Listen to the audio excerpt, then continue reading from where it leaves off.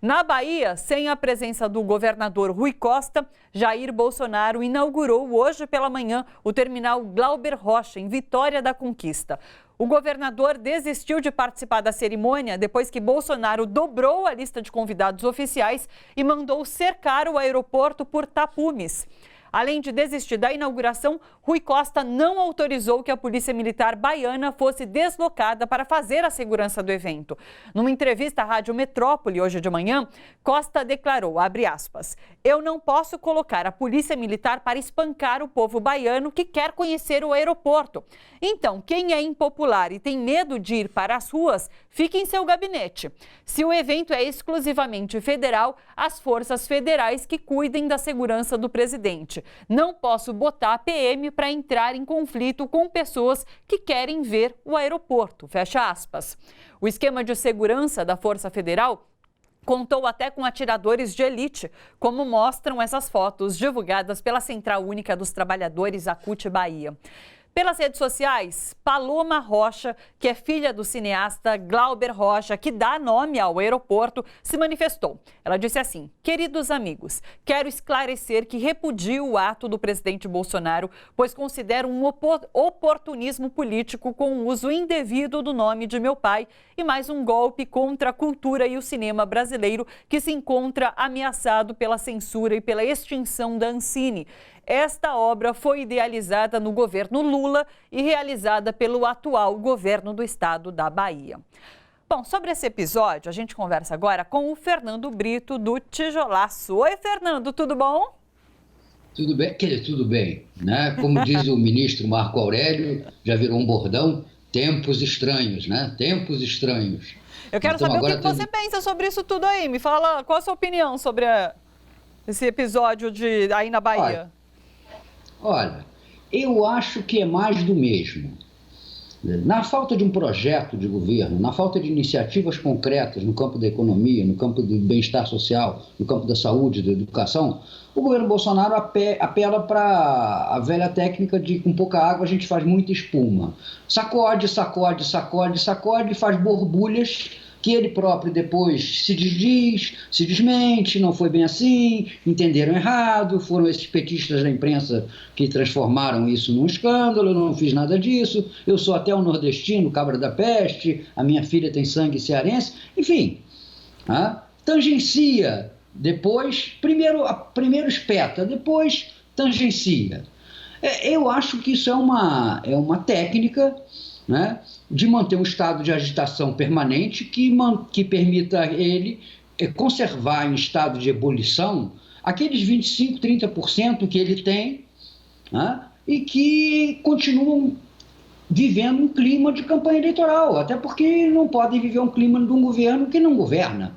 Essa é a questão fundamental. O Brasil está interditado num espetáculo de auditório. Né? Me perdoe o velho Chacrinha, sabe? O presidente fica perguntando, quem é nordestino aí? Quem é nordestino e gosta do Bolsonaro? O Nordeste está com o Bolsonaro ou não está? Eu fico com saudade da Terezinha e vocês querem bacalhau. Porque isso é uma pirotecnia que funciona durante algum tempo, né? Mas ao contrário do que aconteceu com o Chacrinha, não funciona durante muito tempo, né? Porque é falso. É falso. Isso não é o estilo dele. Bolsonaro não é uma pessoa simpática, não é uma pessoa ligada ao povão, muito menos ainda ligada ao Nordeste. Então, tudo isso vai soando de tal maneira falso que só consegue sobreviver dentro desses grupos. Eu estava fazendo um exercício agora, que era o de olhar os comentários dos grandes sites de notícia. Né? Eu sempre gosto de fazer isso. Eu me lembro que um ano atrás, etc., era só comentário de direita e só comentário reacionário, só comentário vivendo no frenesi da anticorrupção.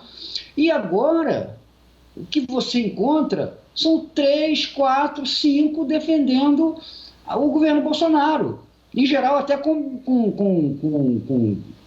comentários repetidos e com temas repetidos.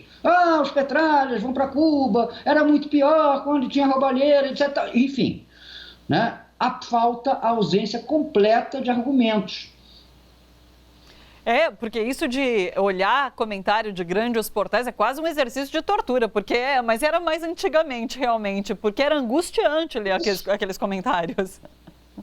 Mas olha, se a gente não gostasse de sofrer um pouquinho, a gente não era nacionalista, não era socialista, não era popular. O outro lado é muito mais confortável. O nosso não. O nosso exige que a gente faça isso. Porque se a gente quer servir as pessoas politicamente, tem que entender como elas estão pensando. Do contrário, nós vamos ser autoritários. E não vamos, pior ainda, conseguir convencer as pessoas.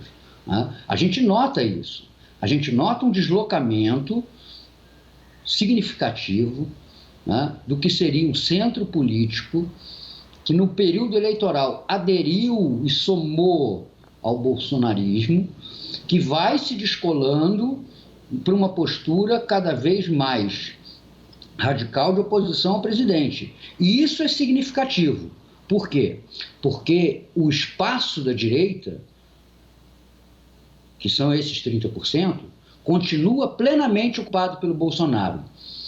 Isso é quase uma sentença de morte para as outras forças de direita que, percebendo o desastre que ele tentam se organizar, e eu me refiro a João Dória, me refiro aos Luciano Huck, talvez não necessariamente ele, mas aos Luciano Huck da vida. Eles não têm espaço. Eles não podem assumir uma postura de oposição ao Bolsonaro, mas ao mesmo tempo, dentro daquele pensamento de direita, digamos assim, desavergonhada, que o bolsonarismo assume, também não tem espaço para eles. Também não tem espaço para eles. Pode olhar o que acontece com a turma toda. O Rodrigo Maia posa de estadista, diz que foi ele que conduziu a reforma, etc. e tal, mas dentro daqueles grupos que se manifestam pró-Bolsonaro, ele é ridicularizado, estigmatizado, xingado, enfim, não tem espaço para mais ninguém. Na direita brasileira, o espaço continua todo ocupado por Bolsonaro. O que sobrou é vítima da sua própria incoerência em ter apoiado um projeto fascistoide. Agora tem que aguentar ele no poder. Sim. Fernando, queria sua opinião sobre essa questão de dados oficiais, porque no final de semana teve essa questão de que o INPE não pode divulgar dados oficiais sobre o desmatamento e a isso se acumula a questão do IBGE não pode divulgar dados sobre desemprego, Fiocruz não pode divulgar dados sobre o uso de drogas no país, sobre debate sobre drogas no país, ou seja, os números oficiais estão vedados. A mecânica é mais ou menos a mesma. Não é que o IBGE ou o INEP não possam divulgar dados. Primeiro, esses dados são contestados e chamados de mentirosos. Os desempregados não eram tantos quanto o IBGE apontavam, o desmate não é tão grande quanto o INPE apontava, o problema de drogas não é conformado da maneira que a Pesquisa Nacional Antidrogas da Fiocruz revelava. Enfim, primeiro se desqualifica o trabalho especializado. Depois usa-se o argumento de que não, o governo precisava ter ciência antecipada desses dados. Isso não seria nenhum problema. Quem é velho jornalista cansou de receber nas redações informações com dados oficiais, estatísticas, etc. e tal, e a observação com embargo até às 18 horas. E a gente sempre respeitou isso, nunca teve problema com isso. Não sei até se ainda continua sendo assim, mas no meu já longo tempo de jornalismo sempre teve esse problema. E não é nada demais o presidente querer saber com antecipação de 24 ou 48 horas. Aquilo ali, hoje em dia, ainda mais no computador, não são guarda-livros somando as coisas. Aperta o botão, diz, olha, sujeito à confirmação. Não tem problema nenhum, é necessário até para o presidente poder não se ver numa situação inesperada, por exemplo, num diálogo com um governo estrangeiro, com uma organização não governamental. Não há nenhum problema nisso. A gente não pode ficar sendo xiita e dizer, não pode, tem que ser igual para todo mundo. Não, o governante precisa, às vezes, de uma certa antecedência. Mas não é esse o caso. Não é esse o caso. O problema é que nós temos, primeiro, um discurso desmoralizador em relação aos órgãos de estatística. E depois, a tentativa de submeter esses órgãos à mecânica que a presidência deles deseja.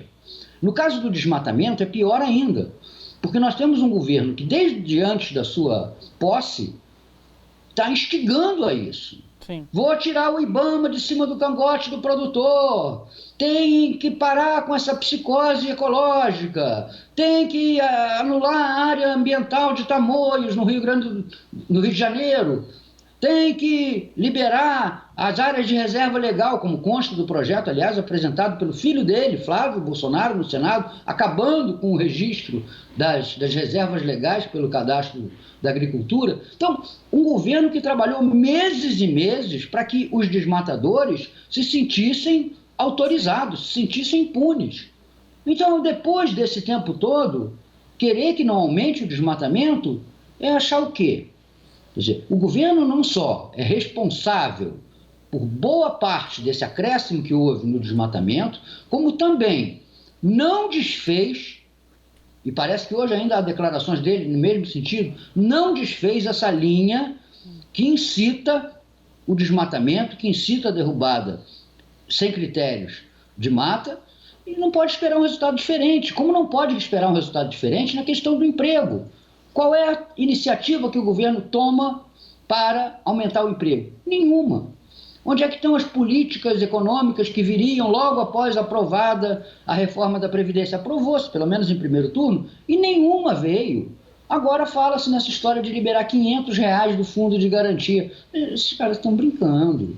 Isso não vai aquecer coisa alguma. Ontem a Confederação Nacional de Indústria divulgou os resultados da sua sondagem. O nível de capacidade ociosa das plantas industriais no Brasil é de 33%, isto é, só 66% estão ocupados.